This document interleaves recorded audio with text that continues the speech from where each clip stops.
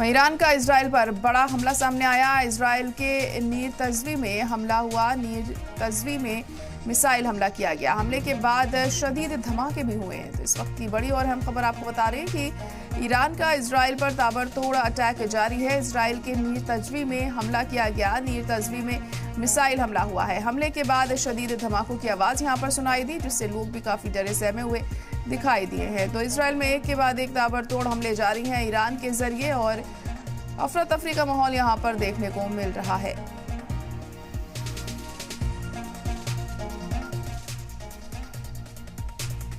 Middle east की जंग पर एक और अहम खबर आपको बता दें कि ईरान ने दागी मिसाइलों की 29वीं लहर। इजराइल अमेरिका बेस पर हमला, तेल अवीव में भारी तबाही। तो ईरान ने मिसाइलों की 29वीं लहर दागी है। यहां इजराइल और अमेरिकी बेस पर हमला किया गया है। तेल अवीव में भारी तबाही देखने को मिल रही है।